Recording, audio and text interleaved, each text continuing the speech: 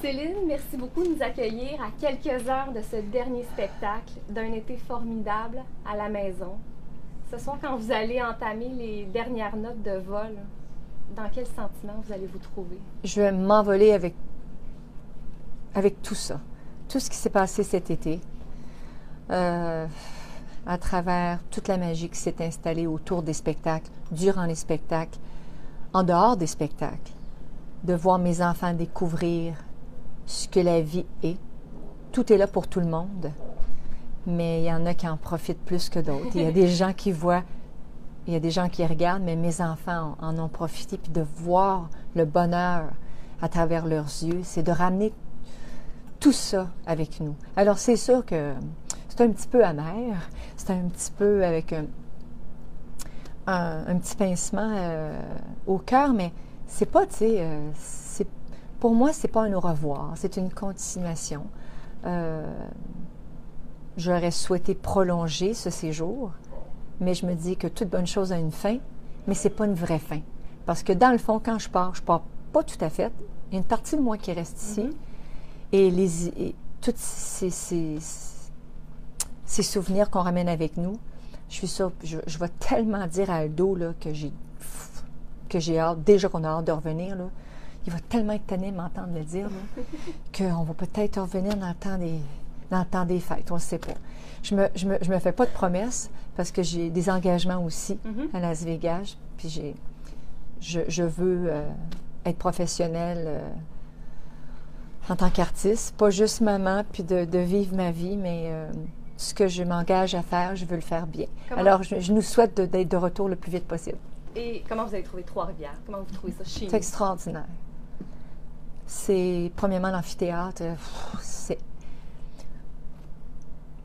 je voudrais parler pour tous les artistes, mais c'est peut-être pas pareil pour tout le monde.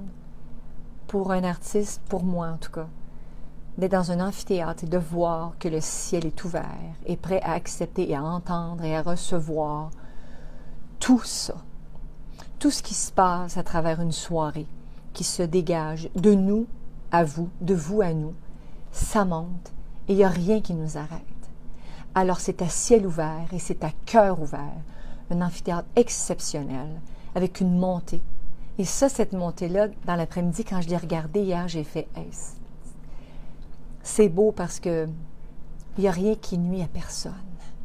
Puis vous disiez hier, je vous vois pas tellement où ça il y avait monte, tellement puis de il y a tellement monde, de monde, puis je ne vous vois pas. Laissez-moi vous entendre. Puis j'aurais aimé ça avoir un gros follow spot avec moi pour pouvoir les regarder. Mais ils ont chanté avec nous, puis ils se sont fait entendre. Mais il y avait une proximité hier. En tout cas, les gens du public m'en ont parlé. Là. Il y avait vraiment... ils vous ont senti là... Bien, en tout cas, moi, je les ai bien sentis. Ils ont bien répondu à l'appel, au-delà de leur générosité, puis d'avoir chanté avec moi, dansé. Je n'ai pas vu le temps passer. Et ce soir, ça continue, mais c'était vraiment le fun. Parmi les spectateurs qui étaient là hier, Fred Pellerin, que j'ai croisé, ben qui m'a oui, dit, vous avez des projets encore avec? Ben non, mais j'ai dit, qu'est-ce que tu fais là? Parce que je l'ai vu comme il y a quelques jours. J'ai dit une fois par 5 ans ou 2 fois dans la même semaine, c'est comme quand même un grand écart. Et puis finalement, je l'aime beaucoup. J'aime beaucoup ce qu'il fait. Il me fait pleurer, il me fait rire. J'aime beaucoup son talent. Hier, il me touche beaucoup. Quand vous nous avez raconté sur scène cette anecdote des lucioles, qui sont des étoiles qui poussent au Québec puis qui montent au ciel, on avait l'impression d'entendre du Fred Pellerin. J'ai l'impression qu'il vous contamine de sa poésie. Ah, ben moi, je me ferais pas vacciner contre Fred Pellerin parce que s'il est contagieux, j'aimerais ça, pogner sa maladie. J'aimerais ça j'aimerais ça avoir un peu de lui. Vous nous avez raconté aussi hier sur scène que votre fils René Charles a pêché bien de la truite. Oui. Là, moi, j'en ai mangé beaucoup. Oui. Là, j'en ai magasiné des lacs en Mauricie. On a plein de lacs en Mauricie. Mais je le sais, là, dis-moi pas ça. Fait, en tout cas, j'ai une petite liste ici. Si jamais vous voulez acheter en Mauricie, on a trouvé une coupe de lacs. Pour vrai? Des monts qui sont à vendre, si vous voulez. On serait preneur. C'est des lacs ensemencés ou des vrais lacs avec des truites? Il y a pas mal de truites. C'est une truite naturelle, là. Hey, ça, c'est le top. Ma mère va faire encore sauter des oignons. Ça va être super. Mais je vais repartir avec ça. Ça va être d'autres beaux projets. Ah, je sais qu'il va m'en reparler encore. Est-ce que vous allez flancher? Êtes-vous une mère qui flanche? Ah oui, je suis très permissive. Puis je gâte beaucoup mes enfants. Je gâte mes enfants, puis il y a du monde depuis le début de la naissance de moi-même en tant que mère, avec mon premier fils. Est-ce que tu es une mère gâteau? Est-ce que tu gâtes ton fils? Bien, j'ai dit oui. Oui, et oui, plus oui, oui, oui. Mais pour. Tu sais, je veux dire, ça dépend, là. Gâter comment? De quelle façon? Puis, je pense qu'on connaît tous des gens qui sont gâtés, qui sont super généreux.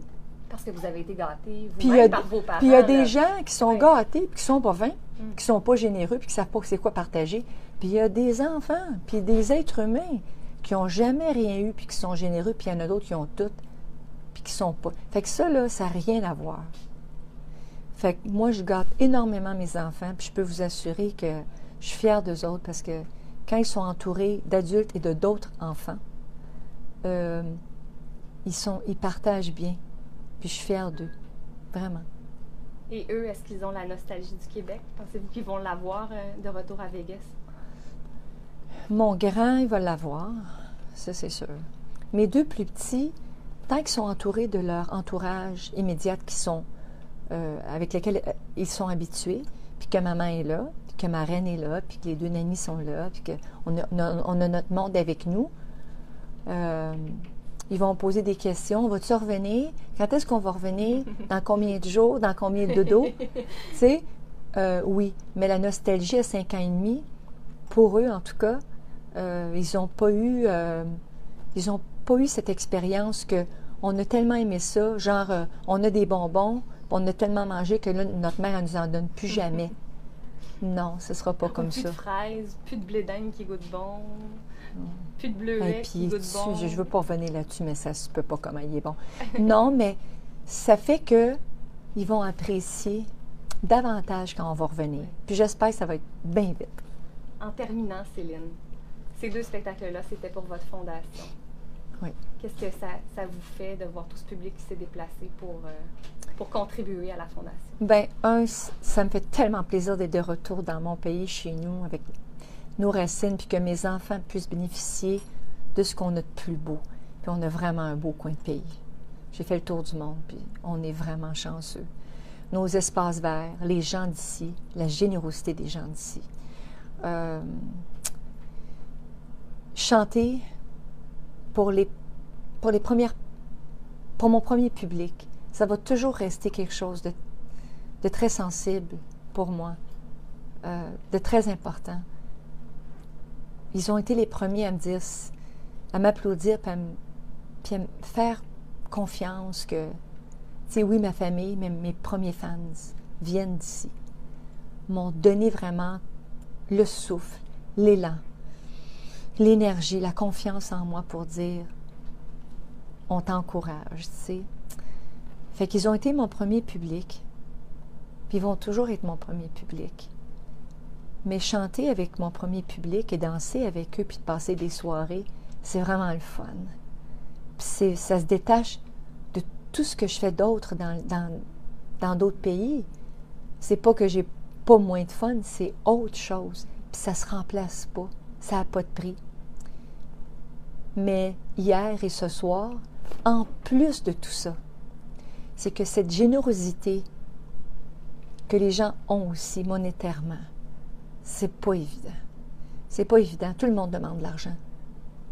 Il y en a des maladies, il y en a du monde, puis des hôpitaux, puis des chercheurs, puis des organismes, puis tu sais, on veut sauver le monde, puis on n'est pas capable. Mais on essaye, puis il faut y croire, puis il faut continuer d'y croire. Puis en tant qu'artiste, ben, c'est une obligation. C'est pas un geste qui est gentil. C'est pas une générosité. C'est une obligation de notre part à essayer de dire aux gens, je sais sûrement que les temps sont durs, mais si vous allez un petit peu en arrière et vous faites une recherche, là, pas pour partir rien, là, quoi que ce soit, mais quand il y a des télétons aux États-Unis, puis des télétons au Québec, là, c'est sûr qu'il y a une grosse différence de chiffres. Mais la population aussi a une grosse différence de population. Puis quand vous faites le compte, là, bien, on en ramasse plus, nous autres. On est généreux. Les gens du Québec sont excessivement généreux, que ce soit pour l'argent, que ce soit pour l'amour, que ce soit pour les bénévoles, que ce soit quoi que ce soit. Ça fait partie des racines. On n'a pas juste du bon blé d'Inde, puis du bon sirop d'érable, des fraises puis des bleuets. On est un beau peuple. Puis il faut se protéger. Mais merci à tout le monde qui ont contribué hier, aujourd'hui, pour ma fondation. Vous avez fait une différence. Et il y a des gens, des enfants, qui auront, je l'espère, l'espoir d'avoir un avenir, puis d'avoir la chance de voir alors des lucioles. Je l'espère. Merci Céline. Bon dernier chose ce soir. Merci.